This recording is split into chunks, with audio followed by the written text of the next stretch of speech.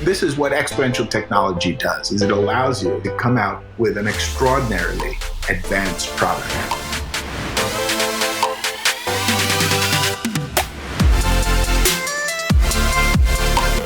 The speed and pace with which AI will improve and increase over time is going to change everything.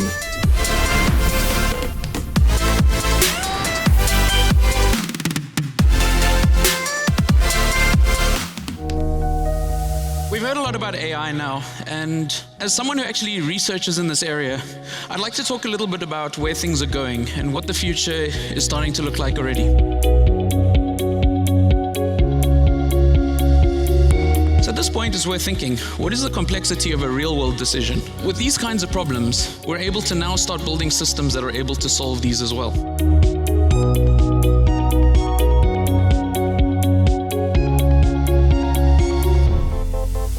More people play Fortnite than basketball and football combined, right? That's one game that's being played by two of the biggest sports in the world, right?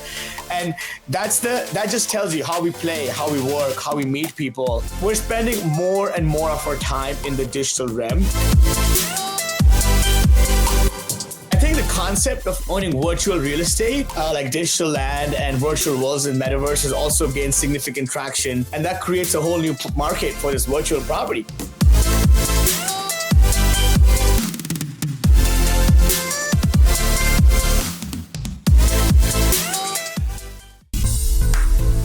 We're only now seeing the education space kind of want to explore artificial intelligence. So we have this opportunity to revolutionize, and instead we're only taking like an incremental jump at best.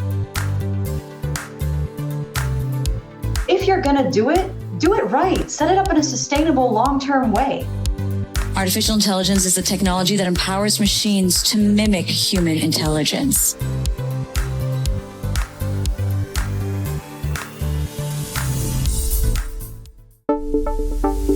We have coexisted with machines for 200 years, and every time a new technology has come along, people have said it's going to destroy jobs. But when you think about it, there's more people employed now than there ever have been. I think the essence is that we're living in a time of increasingly rapid and increasingly intense technological change. We can create technology that is specific for our continent to solve our problems. You know, the human race, we're quite lousy at reading exponential change. And the only way to appreciate it is to continually learn. When the internet was just starting, people were talking about online. But now the new term is on-chain.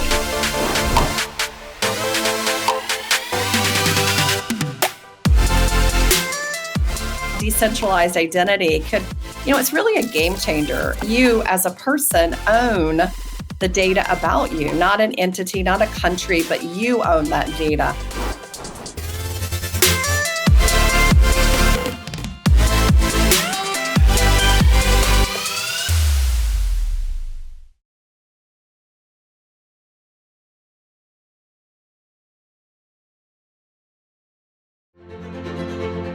Ladies and gentlemen, please welcome Mick Mann. Welcome to the Singularity South Africa Summit Metaverse Insights Media Launch in collaboration with Old Mutual. Welcome to the media and our distinguished guests. And we really want to thank you for joining us from your homes. We are grateful and appreciate that you have made the time to be here with us today. Today, South Africa is breaking new ground with this event, taking place in the Singularity Metaverse in Africa Rare. We are just 3 weeks away from this year's summit, and the excitement in the air is electrifying, and it inspires us to deliver 2 incredible days of exponential learning and networking.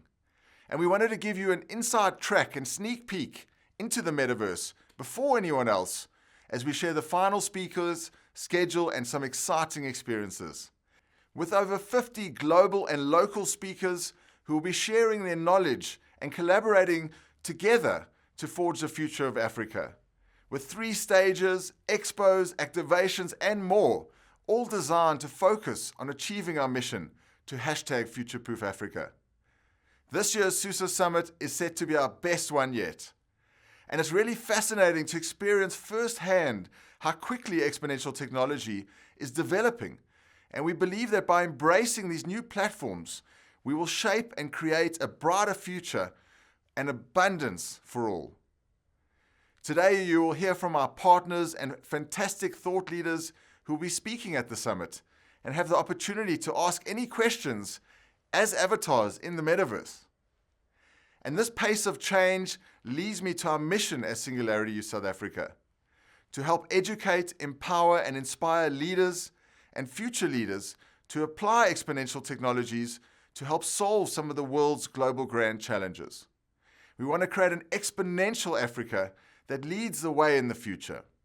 Our teams at Singularity, Man-Made, and Africa Rare have worked tirelessly to develop this experience and the entire summit, and I can't wait. It's essential for us to come together to learn, network, and share ideas on how we can make the future better for all. And we believe there's a great power in connection and the ability to meet new people, have uncommon conversations about the positive impact exponential technology and moonshot thinking can have on our society is paramount. So we've made a big focus on networking to ensure that connections are being made in Africa at the physical summit and globally in the metaverse. We have three main themes: exponential technologies, leadership, and global grand challenges. Also, we will be putting a big special focus on artificial intelligence because of the incredible disruption and opportunity it is presenting in today's times. You'll hear more about that later. Let's begin with our Singularity Youth South Africa Summit collaboration partner, Old Mutual. We appreciate and respect their vision and commitment to help reshape the future of Africa. And it's been amazing to see how they are embracing exponential technologies, being brave and courageous to try new things, and to understand these new platforms of the future.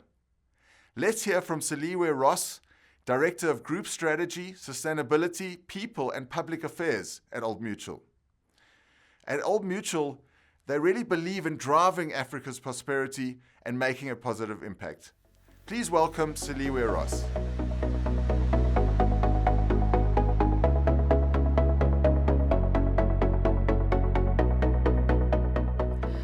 Welcome, everyone. On behalf of Old Mutual, I'm extremely excited to be joining you today, leading up to the Singularity South Africa Summit. I often get asked the question, why did Old Mutual partner with SU to deliver the summit this year? Well, by all accounts, Old Mutual is what you would refer to as a traditional insurer. We've been present in South Africa and across the African continent for almost 180 years now, securing and protecting the lives and assets of many of our customers. Digital transformation still lags in insurance in comparison certainly to other industries, even in financial services. For example, according to research, about 30% of insurance clients use digital means to interact with their insurer, compared with 70% of clients in banking. Thus, the digital momentum provides us with a huge opportunity to leverage digital capabilities and to deepen our relationships with our existing clients and access new prospective clients. As Old Mutual, we're investing in providing distinctive experiences to enable personalized sales and service to our customers using our integrated financial services strategy. Our integrated financial services business of the future has our customers' financial well-being at its core. And the planned launch of our bank is an important building block to get even closer to those customers and be part of their everyday lives. Our integrated value proposition goes beyond insurance and now will include banking. Our bank build in South Africa represents a critical component of delivering on our integrated financial services business of the future. An enhanced banking capability allows us to partner and get closer with our customers.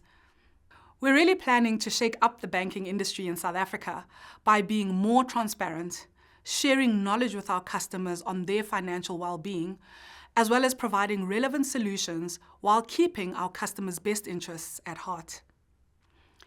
Also, we're on a journey to digitally enable our advisor force and create a digital sales foundation to leverage data and analytics for real-time decision-making. Maturing these capabilities will enable speed and innovation. Given the journey that we as Old Mutual are on, a partnership with Singularity South Africa made perfect sense. Hearing from renowned experts in the fields of artificial intelligence, technology, science, and futurism presents the opportunity to gain valuable insights and perspectives from thought leaders that are shaping the future of technology and society at large.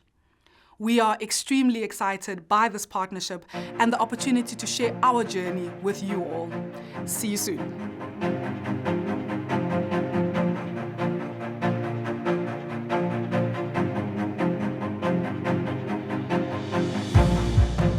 Thank you, Seliwe, for that.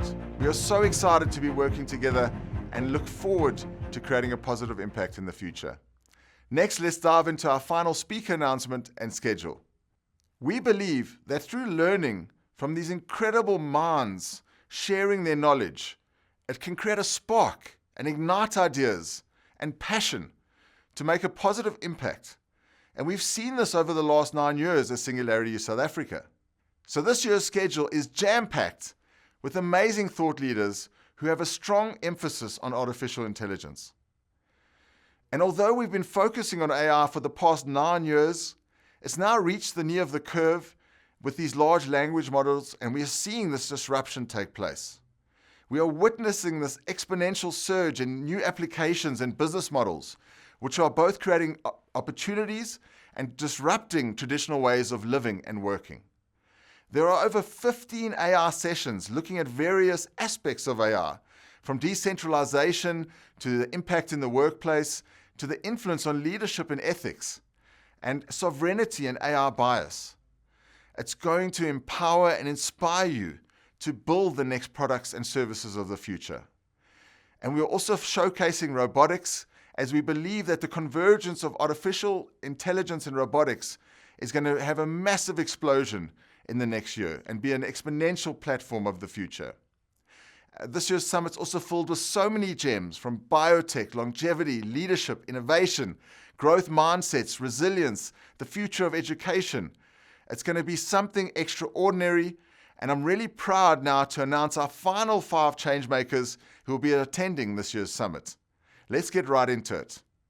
First off, discussing, are we nearing the singularity, converging biotechnologies in an artificially intelligent age, is Dr. Divya Chanda, who is a co-chair at Singularity University and has been educating and inspiring leaders and future leaders for the last 12 years. Next up, we have Mr. MJ Petroni, who considers himself a cyborg anthropologist, and he will cover what it means to have digital fluency as a skill set and mindset, and how to set yourself up for the future in this new digital age.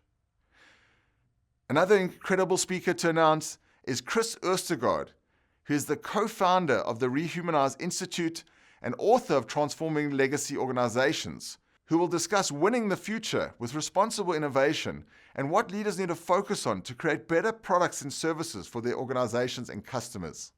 Next up is top leadership and resilience expert Richard Sutton, who will talk on excellence over perfection and how to master the art and science of self-leadership. Finally, it gives me great pleasure to announce Nyari Samashonga, who is the Chief Executive of We Think Code.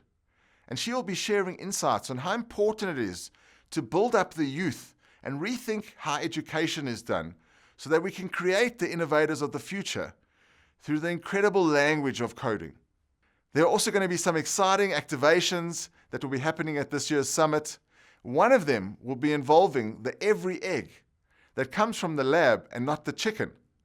And what's fascinating is that it is now impossible to tell the difference between an egg that comes from a chicken and the every egg that comes from the lab. And the every egg that comes from the lab involves no animals, and it's got all the best proteins of the egg and none of the cholesterol. So make sure to look out for the every egg activation at this year's summit, and you might get to taste it. Now we've got something special for you.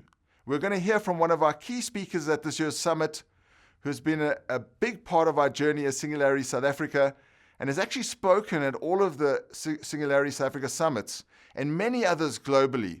Let's listen to David Roberts in conversation with Shane Mann on disruption, innovation, and why it's so important for South Africa to embrace this mindset and skill set for the future. Thank you.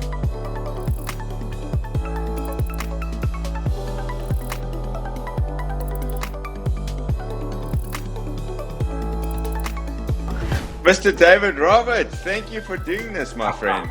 Thank you for doing this. So good to see you. General Mann. Nice to see you too. Tell me. From Bangalore today. Tell me, where are you in the world at the moment? I'm in Bangalore. Want to take a quick peek? Yeah, let me see. This is kind of the tech capital, really, of India. It was brilliant. 20, I would say 25 years ago. Bangalore started to really focus on software because they had some, tech engineers with software degrees, and they really became the software outsourcing city of Silicon Valley. In fact, I had a company in between 99 and 2004, and 1/3 of our engineers, we had about 100 engineers that were Indian in the company. We had 300 engineers in the company, 100 were in the company, but another 150 were in Bangalore, in this town. I never visited, I never saw them. And so we would write code, and then at night, they would keep writing the code. And in the morning, there'd be all this code that would just get done. It was incredible because of the time zone difference, of course. And they were good. They were great software coders too. Amazing. And what are you actually doing in Bangalore? And thank you so much for taking the time to chat to us. We really appreciate it. I know you've got a very long day tomorrow. I do tomorrow. It's always wonderful to do this with you, and thank you for inviting me in. What am I here? I'm here to talk about new disruptive theory. So Bangalore, being a bit of the software capital, not just of India, but really in some ways of the world outside of Silicon Valley, what is about to happen with artificial intelligence will have an extraordinary impact for the amount of coding that will happen here in this town. And so I'm here to help them understand what new disruptive theory is about, which is about what happens when exponential technology and disruptive innovation combine with each other. So yeah, it'll be a lot of fun. Amazing. And I mean, you've been coming to Africa since 2015, I think, was your first trip in Africa. So you've been coming for 9 years, basically, a little break for COVID there. What do you see in Africa, and what do you really love about coming back to Africa? Yeah. First, it's a lot of things, but what I see from my own profession around disruption is, we talk a lot about business disruption, about how one business disrupts another. But there are two really vital things to get out of it. And one is that the economy itself is really run by these modes of disruption. So if you have a lot of disruptive innovation, for example, it creates an enormous set of jobs in a country. And we see that obviously happening in Africa. In the United States, well, look at Japan. In Japan, they had efficiency disruptions. So efficiency disruptions allow you to operate a company with less and less people. And you can see that because they don't do a lot of disruptive innovation in Japan, the economy has kind of faltered. And so you need both of these two kinds of disruption for an economy to grow. And it also then happens at a national level, not just a country level. And so you see the United States in some ways being disrupted by what's happening in China, but you see China being disrupted by what's happening in Brazil and now India. And after Brazil and India, who will disrupt them? I think Africa will disrupt them. I think Africa will absolutely be the disruptive innovator to follow on to India, and it'll be incredible. And we'll see this shifting of the economy, money, finances, all along with it. Amazing. So you've been spending a lot of time in India. I know you mentioned to me that you've been working with the government. Yes, we did an event. It's called the LBSNAA for sort of Modi's reports. It's kind of in India they have this fascinating structure, which is a little bit like the different leadership academies that the United States has in the military.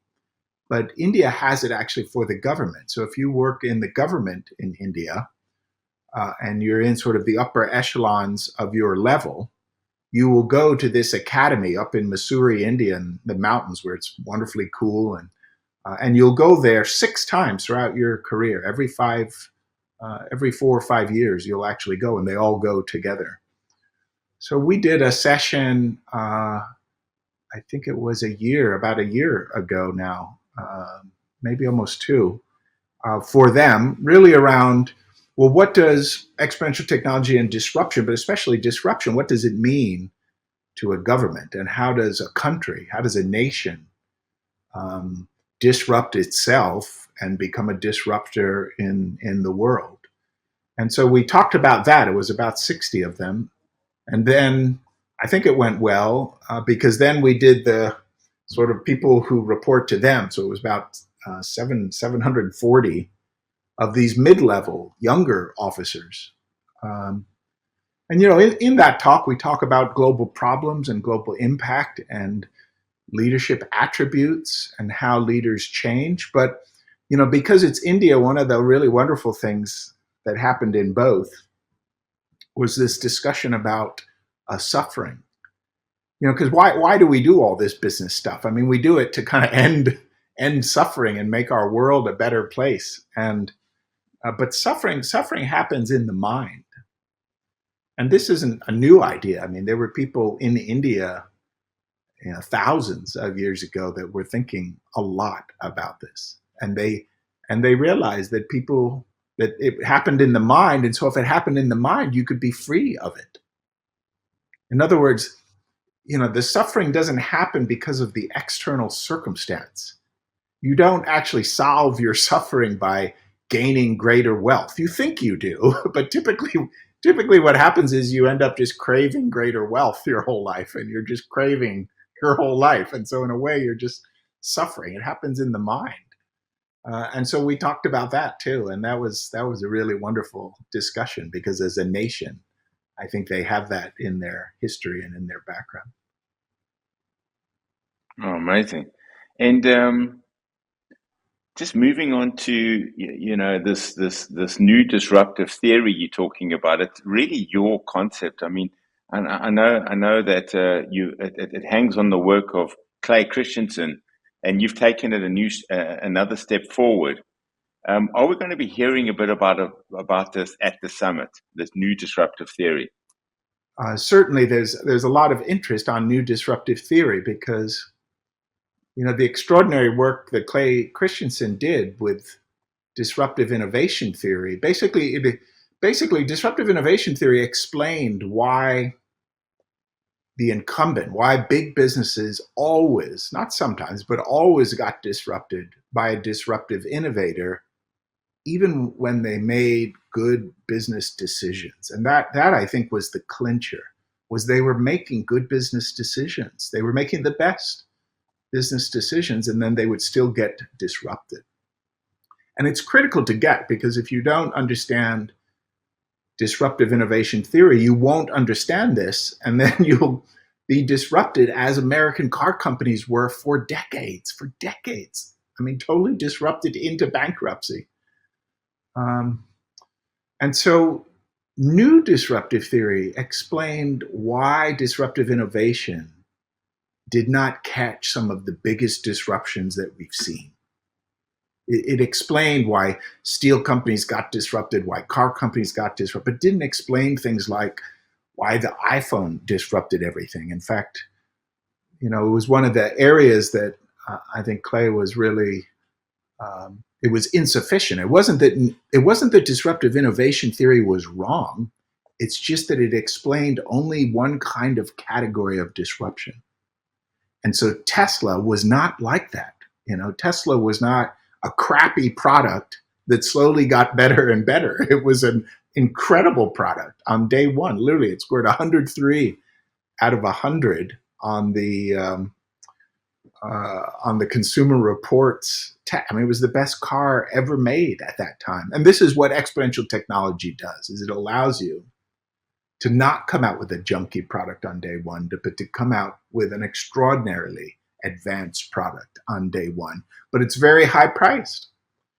And so how can you be disruptive with that? That's not disruptive innovation theory. New disruptive theory explains that and explains why it's still disruptive and why the incumbents still don't respond even when they see that until it's far too late. Amazing. I think we should definitely talk about new disruptive theory at the summit. I think great. I think it's an incredible topic because a lot of big businesses come to the summit, and the whole thing you were saying is that why do they always get disrupted? Why is it the little guys, the agile guys that come in and they always disrupt the big businesses? So I think it would be a very relevant topic.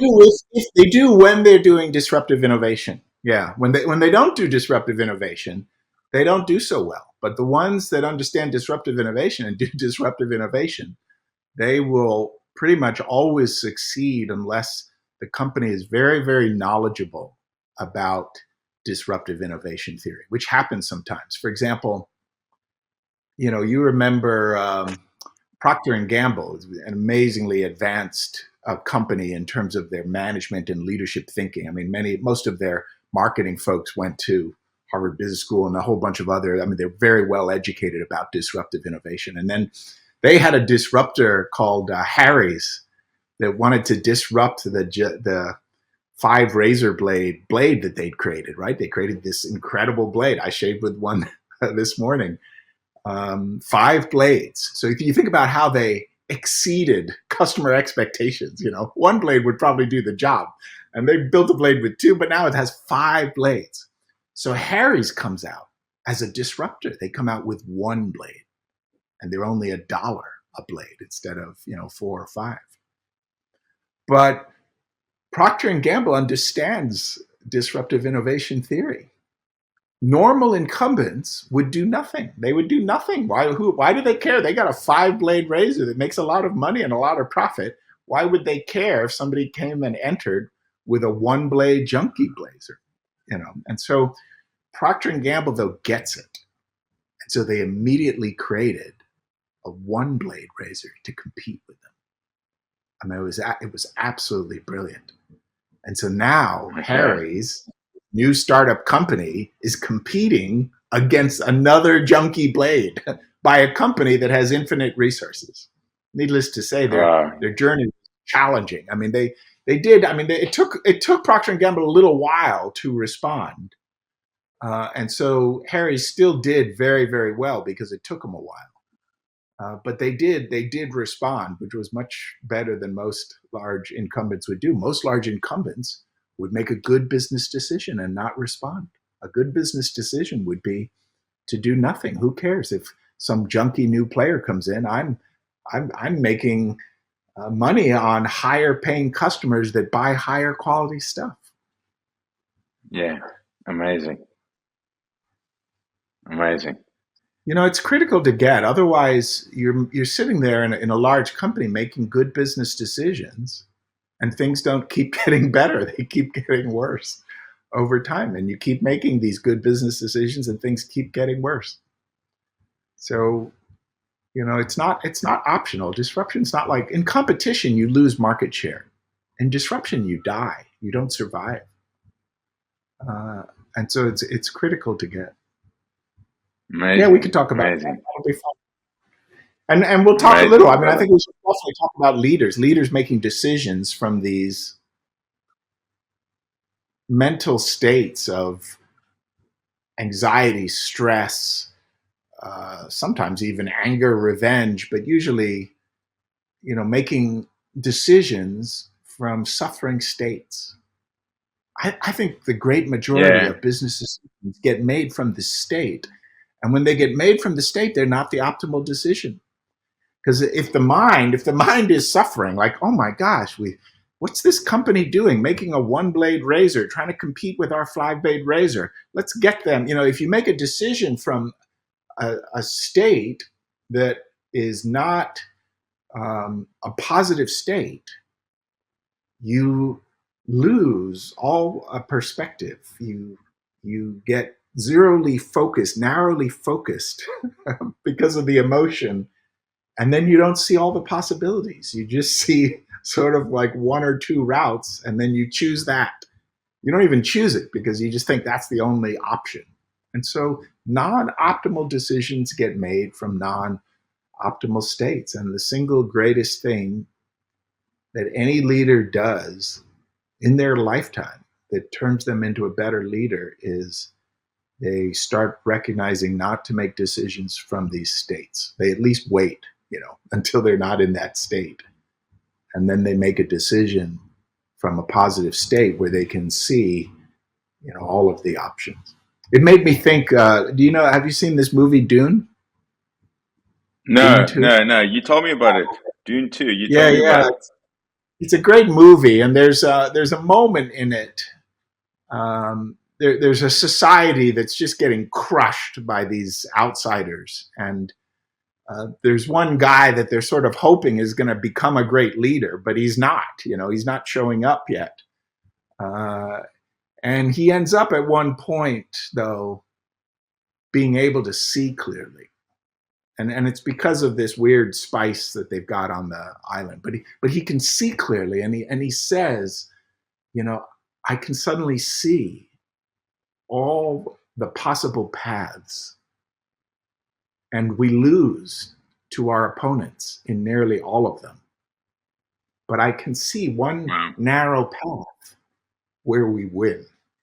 In other words, because he can see all the options, he can find a path where they win. And because of it, he ends up, really leading and pointing the way. And I won't tell the rest of the movie, but it's a pretty insightful point. Yeah. You were just saying some incredible stuff about AI. So thank you for just adding a little bit extra on. That would be really cool.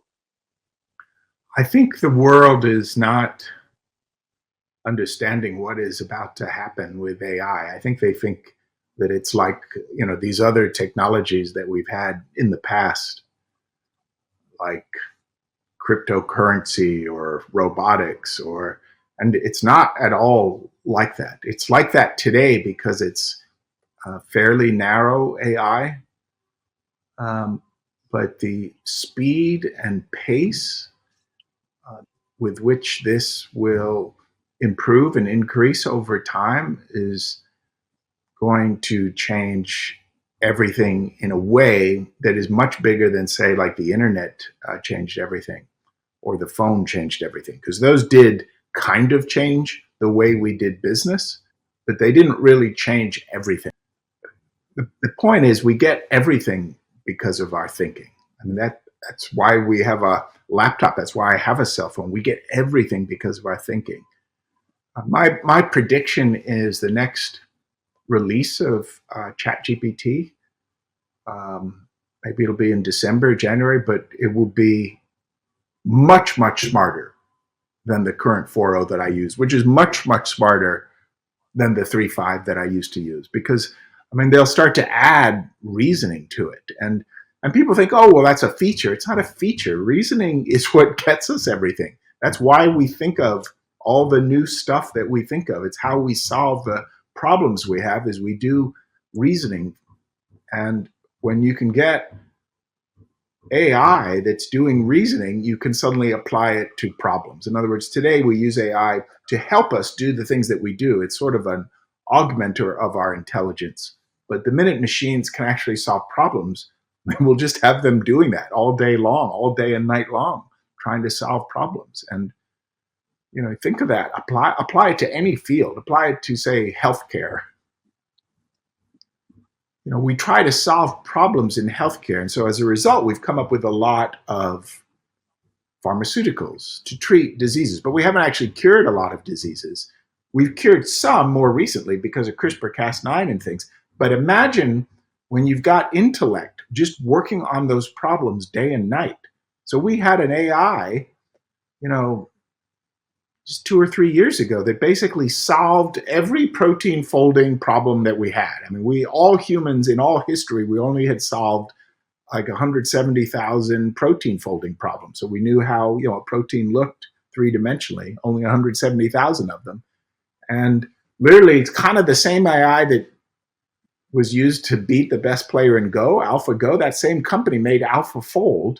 And then they literally they folded like 2 million proteins in 18 months. They folded every protein that we could ever think of, not just for humans. They folded proteins for animals. Like, they literally just solved what would probably have taken humanity decades and decades and decades to do, all in a year and a half. That is the kind of thing we're going to start seeing with the AIs that are coming. And so, in the Titanic, how the orchestra people are sitting on the deck and the Titanic is sinking. This is like the opposite of that. This is like a whole bunch of us all sitting on the deck of this extraordinary ship that's going up and going to make cures of diseases, solve some of the hardest problems we've ever had. And we're all sort of just doing the same thing as if that's not going to happen. So this to me has... So how do you stay ahead of it?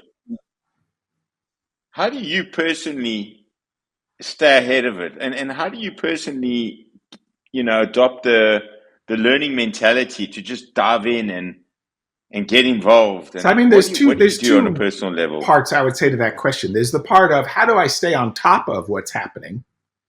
But there's the more important one, which I think, because staying on top of what's happening is interesting. It helps with my curiosity, which is the driver, right? As we grow our curiosity. We grow our humility first. We grow our humility where we recognize that we actually don't know very much and there's a lot to know. We grow our humility, and then from that, it grows our curiosity. Our curiosity then grows our desire to learn. Our desire to learn then grows our knowledge, our intellect, and our intellectual skills, which give us the power to make change. But at the base of it, we have to grow our humility first. People who are not humble think they know everything, and then they don't really learn. They don't ask a lot of questions. So we grow humility, we gain this incredible, insatiable curiosity. Curiosity equals intelligence. People who become intelligent are insanely curious, and people who are not so intelligent were never really curious. So we do that. That's how I think the sequence of paths happen for us to stay on top of things. But the other one is more important, which is just how do we use AI? How do we use it every day? I use AI every single day, multiple hours in a day to do anything that comes up. I'm asking my AI, how can I do this better? Tell me more about this. What is it that I don't understand about this? It's constantly working with me, helping my own mind to think things through. And why would we want to do that? Because we want outcomes. There's outcomes that we all have in our life. And we've been doing them the same way. And now because of AI, we can get all of those outcomes. And so that's how you use it. You literally just say, hey, this is the outcome I'm looking for. Here's the situation. And then it's helpful sometimes to give it a persona. If you're trying to solve an economic problem, you say, well, give this to me with the perspective of, Greenspan, of a famous economist. You could give it different perspectives, and then it'll look at all the ways that they have thought before in the past and give it to you through that lens, which is it's just incredible. It's so incredible. So yeah, people say, well, who should use AI in my company? And it's like, there's no one in the company that should not be using AI. Every single person should be using AI in the company and asking the question, how can I get these outcomes more efficiently, more cost effectively? How can I get better results? These are the things I want. This is my situation. Tell me, how to get there. It's a universal tool for every single job. And the one we're going to get 3 to 7 years from now is going to be doing a lot of that for us. And that'll be a very strange future. I suppose in the end, it's going to be about being more human is going to become, everything. I think that. Do you know what I mean? Like, actually, it's tricky to know. What does it mean? Humanity is funny. I see two futures. I see the future where these artificial general intelligences or artificial superintelligences have helped us to create the paradise of humanity. I see that future. And then I see the other future where we use AI to, create better advertisements and try and convince people of stuff that they don't want to buy. And, there's this other very odd future that could also become very, very real. And so I think it's important for us as leaders to be very deliberate in our thinking and how we go down this path, because if we end up with AIs that just made our spam so much smarter, that's not the world that we were trying to get from it. So not as predictable, but ultimately, yes, we're going to get a lot of our current problems solved. And so in the worst case, at least we'll have new problems. And that'll be very refreshing for us. Beautiful. Looking forward to hearing a lot more, going a lot deeper. And we cannot wait to have you back on the African continent. Thank you so much. I really am looking forward to being back. I love Africa, as you know. I love what's happening in the nation. The ups and the downs, I think, ultimately always lead to more ups. That even in the downturns, all of the things that people say, oh, this is happening, that they always lead. We always get better because human beings take always the worst circumstances, the hardest challenges, and learn from them, and then things progress. And the progress that's happening in Africa, when you measure it over a longer period of time, is just extraordinary. And it will be the disruptor to India, to Brazil, and to many of the other nations that are starting now to be the disruptors to other nations. So very excited about your future and just learning and sharing what we know together. So thank you, Dr. Always good to see you.